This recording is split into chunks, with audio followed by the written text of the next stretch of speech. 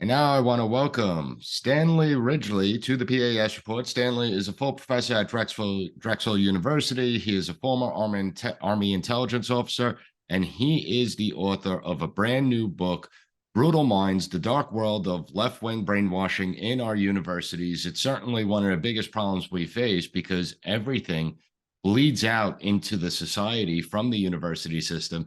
Stanley, welcome to the podcast. How are you today? Thanks so much. It's a pleasure to be here and to talk about one of the most pressing issues facing America today. It's the decline of our higher education system, who's doing it and what we can do about it.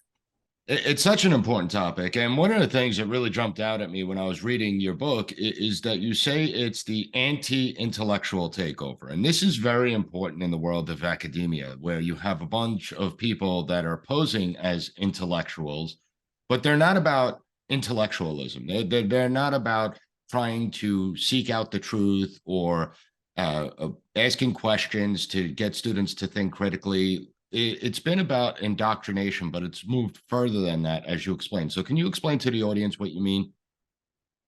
Yeah, certainly. When we think of intellectuals, we think of people who are associated with ideas, who are exploring ideas, who have an open mind, who want to exchange views on various issues. It comes out of the tradition of the American university, which comes out of the German university. The idea of a repository of the best that has been thought and said, based on logic, reason, scientific method, inquiry, progress, improving the human condition, and then passing that patrimony on to the next generations for them to build on.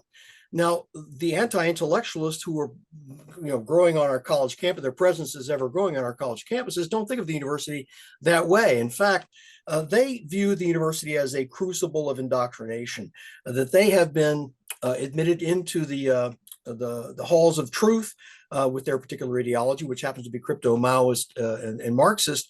And as a result, they believe that in imposing a very primitive ideology on the college campus, it's a binary, Manichaean binary of good and evil. I say evil and good, oppressors and oppressed, exploiters and exploited, heretics and believers. And of course, they are the believers and we are the heretics. And we, you and me, Nick, and the rest of most of your listeners probably are burdened with false consciousness. We simply don't know what the reality, the social reality around us. And these folks are blessed with what they call critical consciousness, which is the idea that they can peer into society and see its contradictions, see the relationship of power and privilege.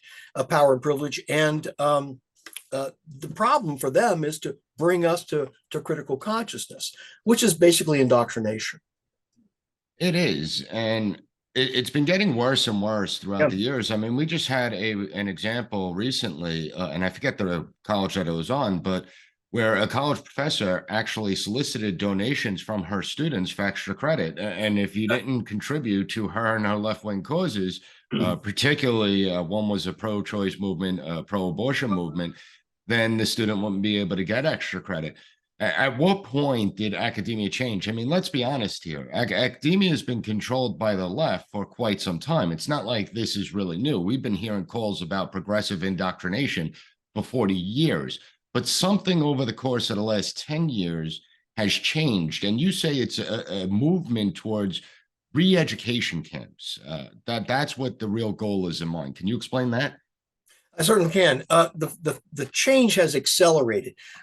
Basically, the conception of the university I explained a moment ago involves liberals and some conservatives, very few conservatives, but there's been a mutual respect and a kind of the idea that we'll exchange these ideas within the arena in which we dwell. The left, the radical left, in the last 20 to 10 years, has been wanting to change the notion of what that arena consists of, so that arena will no longer exist. The problem emerges, and I'll go ahead and say it, from education schools of education. These are the least respected units on most college campuses, and they have been struggling to impose and extend their influence for many years, and they found a key to it. And the key to extending their influence on the college campuses, generally speaking, was to create a raft of graduate programs in student affairs, higher education management, educational leadership, and then to graduate these people not into academia as faculty, but to graduate them to come back into the side door of the university in the bureaucracy. The bureaucracy, and this is important for a very specific reason. Samuel Abrams at Sarah Lawrence College has noted that while the faculty is 6-1 liberal to conservative, the bureaucracies are 12-1 liberal to conservative. This is important because bureaucracies establish and control the milieu that students find themselves in. And they have as their goal to extend messaging 24/7 to college students in residence life, in dorms, in dining halls, wherever they have access to students. What is this ideology? Well, education schools were colonized a long time ago by crypto Maoists, with Henry Giroux, Michael Apple, Paulo Freire, all of them Marxists, acknowledged Marxists. And this ideology permeates education schools and has found a way out of education schools back into the university, where these bureaucrats extend their influence in what is called the co-curriculum. Now, most people that I've talked to outside the university have no idea what the co-curriculum is. Now, you and I teach in the curriculum. You have physics and chemistry and business and political science. Over here is the co-curriculum that is constructed by the student affairs bureaucracy. And this is a series of workshops and caucuses and a whole array of activities that are controlled by a group of people who adhere to a single ideology. Now, this is the problem that most people are really unaware of. And it's this bureaucracy that is what I think has been the motive force behind altering the university in the last 10 to 15 years, funded by, I should say that is influenced by and is caused by the education schools. Now, when the education schools put these bureaucrats into their positions, these people then coagulate, or should say congregate, off campus in what are called professional clubs. And these clubs are riven with ideology, and these clubs set the standards for what is taught in education schools. So you see a kind of a circle of vice. And this circle of vice was created about 15 years ago, and it is increasing its intensity, and it's increasing its influence. And this is the core of the problem that we find in higher education, the lack of ability to reform higher education. And you just brought up several very interesting points, things that need to be flushed out more. Now, one of the things I will touch on is the idea of the progressive to conservative ratio on college campuses, as you pointed out, is 6-1. However, if you actually break it down in subject areas, so if you go into anthropology, it's like 85-0. If you go into sociology, it's about 65-1. Political science isn't too bad. It's only about 8-1. History is about 16-1. So we've seen the impact that has had, where you have professors teaching this virulent anti-American sentiment to the students, and we're seeing its impact. But you just brought up something even more important. And it's the idea of the student activities and the clubs that are going on campus, the indoctrination centers that exist. What many don't realize, and I think that this differentiates the university system from the community college system. So I teach in a community college system, and I have found it is far less political and ideological than the university system, and mainly because of that. Because commuter schools are community colleges where students aren't staying on campus all day, every day, 24/7. Some of them may engage in campus activities, but the vast majority have work full time. They may have to take care of children or elderly parents. So they're not, there's a much more even split amongst conservatives and progressives on community college campuses. Where on the university system, the conservatives are far outnumbered. And one of the things, it's had a chilling effect where we've seen conservatives self-censor themselves. And not just conservatives, it is now extending a little bit more leftwards as left-leaning professors are now being targeted as well. So when we look at that, that's such a great point. As far as why the American people should care, how this actually bleeds out into the broader society, because I think that's the key. You know, people out there may say, well, you know what? I don't have kids in college anymore. My kids graduated. They're not in the college system, or my kids are so young, so I don't have to think about the college system. Can you just explain how this is bleeding out into the broader society? Yeah, certainly. I think we all should be concerned about it because it influences or impacts, determines the destiny of our country. The folks who are coming out of higher education now, the students who are graduating, I'll give you an example. We saw the campaign, the failed campaign Bud Light just engaged in. This, people don't realize the senior vice president was a very young woman who had come out of Harvard. I'm not Harvard. Well, she came out of Harvard undergraduate school, and she came out of Wharton graduate, got her MBA at Wharton, and she's seeing more concerned with propagating the social engineering project rather than maintaining one of America's great brands that had grown. It was carefully crafted. Business 101, know your audience. Yes, it was marketing 101. Yeah, basically a brand that had been carefully crafted and built up over decades was destroyed in the period of about 36 hours. And she managed to do this by simply ignoring everything that we know about marketing and business and taking care of your customers, and that brands actually mean something. And she destroyed. Why did she do this? One of the reasons she did this was because she showed allegiance or fealty to a theory that she probably learned. I'm best guessing she learned it at Harvard and carried it on with her to Wharton. Wharton is an especially interesting case of how these young people are being, I guess, put out into society and then acting according not to the fundamentals of business, the fundamentals of what we know about economics and about politics and about society, but according to a theory that they learned in school that has no basis in reality. It's Wharton.